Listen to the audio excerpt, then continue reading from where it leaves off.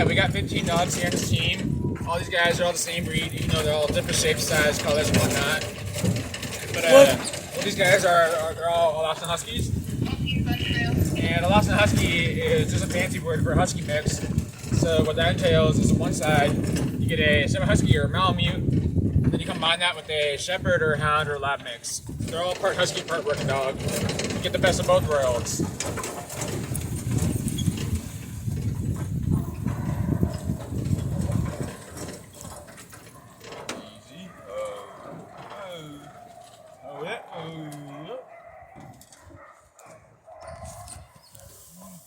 See, so we get to pet these dogs. Do we?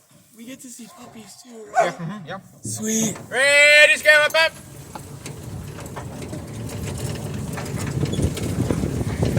Yeah, give me a little puppy here.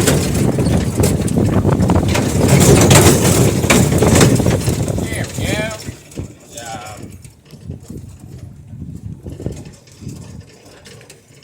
Yeah, there are different pros and cons between different breeds. So nowadays, Alaskan Huskies are very popular. You see these guys all over America and Europe for race teams and whatnot. And the reason these guys are more popular is because they're a lot more versatile and easier to train than purebreds. But these guys are mainly trained to go fast, super light and fast, and cover a lot of distance in one day, which is why they're a little bit smaller and slimmer than you expect for a sled dog. I kind of equate these guys to like a marathon runner, like a tall, skinny person that runs a lot. And then you get the purebreds of Huskies and Malamutes. Those guys are a lot bigger and a lot slower, but they're way more stronger. So there's different philosophies of like light and fast versus slow and strong type of deal. And the bigger purebreds were a lot more useful back in the old days for hauling supplies and traveling deep snow and all that fun stuff. Nowadays, dog sledding is more so a sport, so small and faster dogs makes more sense.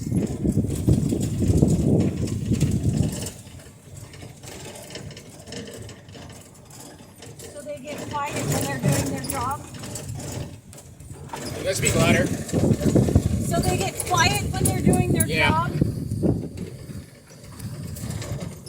Gotta focus, they're locked in. Yeah. They be like, lock in, twin.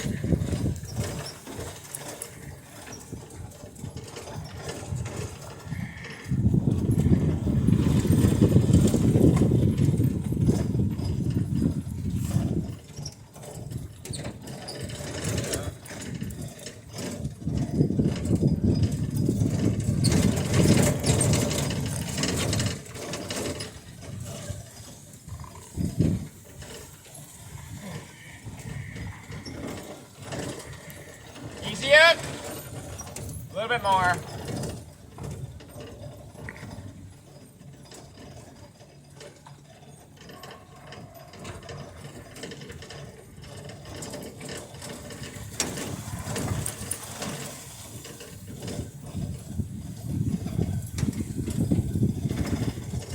Easy up. On by. Easy up, up, let's go, hike up, Samba, come on, let's go, hike up, a little bit more. There we go. Good job. So yeah, we got different positions here. So in the very front by the log, we got Rad on the right side and Samba on the left. Those two dogs in the very front are my leaders. So their job is to respond to my commands for turns, stops, and all the fun stuff. So they're essentially my steering wheel, if that makes sense. And leaders are typically a little bit harder to find, harder to train. Most dogs don't care about paying attention, they just want to run and have fun and goof off, essentially. And most kennels I've worked at, where we have like 20 or 50 dogs or whatever, we'll have like 5 or 15 leaders maybe. And that's the same for most kennels. So since there's very few leaders in general, they're always in the front no matter what, essentially. And then, if you go one behind, you get the big old black and white dog on the right side, that's Sharp. And then we got Mickey on the left, the small black one there. Those guys are in a spot called swinging position. And swing means their job is to follow the leaders and swinging team around the corners, make sure everybody goes the same direction, essentially. And then all the dogs in the very middle is called team position. And team means their job is just to pull the sled, nothing crazy. And then we got the big boys back here. We got Drum on the right and Randy on the left. Who's growling? Hi, Drum. Hi, Randy. That one sounds like Randy. Daddy. Randy. I know you know your name. There you go. These guys are in a spot called wheel position. And wheel means that since they're the closest to the cart, they're pulling the most weight. So these guys help a lot with the momentum and all that fun stuff. So But leader is always in front. Anybody can run any roles on the team. It's all interchangeable. There's no one spot for one dog. So every couple days or so, I'll do like different partners and different positions and all that fun stuff. Do they whine a lot?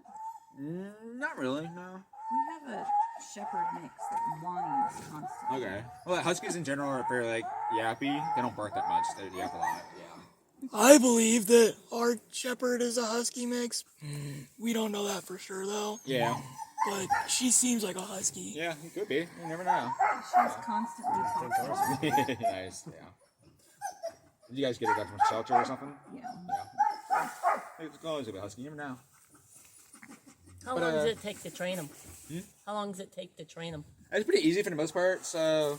It's more inbred to the breed, or? Yeah. So the way we start training these guys is puppies around 6 to 8 months old. You can start training them. And training is easy for the most part. It's just learn how to run with their harness on. It's not super technical for anything. So most dogs pick up pretty quick for the most part. But what I do is I do like small teams, like 4 to 8 dogs, half young, half old.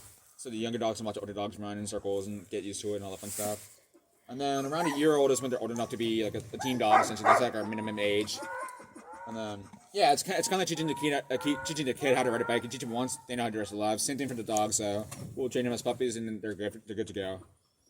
And then after that, they're pretty much good to go. And then, yeah, we got a whole age range here. So our youngest dogs here are the 2 laying down right there. We got Ruger and Colt, and then we got Kyle and the very middle off right there.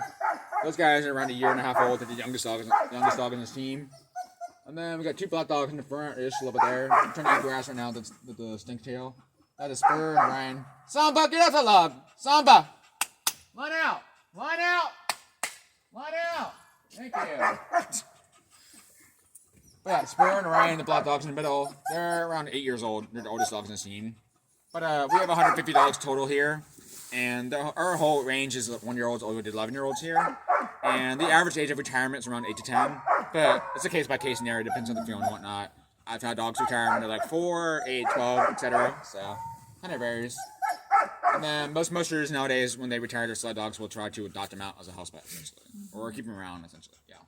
There's a lot of dogs in Alaska. Everybody loves dogs up here, so it's pretty easy. I'll even get people from like Florida or California or whatever, like, hey, you mail your dog down there? Like, sure, we'll put them down here. So, anybody have any questions about anything? Do you just breed out of the dogs you have now, or do you bring dogs in? So these are the people's dogs that we use for the summer. So the way our company works is we're like a daycare summer camp for dog side teams. So mushers will send the team down to Juneau. We'll take care of them, keep them active and socialize, and then they'll go back in the fall. So some mushers will breed every year to get puppies. Some mushers will do like every other year. Kind of varies a little bit depending on what they're doing. If they're like a racing kennel, they'll do puppies every year. And then some mushers will like trade one dog here and trade one dog here, so different bloodlines and stuff like that. Yeah, so kind of varies a little bit. But yeah, we're like a daycare essentially. So people send their teams down here. We'll take them in, keep them active and socialize, and then these guys will go back home in the fall. But these guys, for instance, this team is from Montana. So we got 40 dogs from Montana, and then we got 60 from White Horse, Canada, and the rest are from Alaska. Yeah. And the main reason we're in Juneau in the first place is because it's wet and cold all summer. Usually around 50 degrees and wet and cold. It's not hot and sunny like today. This is very unusual. So, but it's usually wet and cold. This is nice for the dogs. So these guys can run laps and not overheat, which is nice.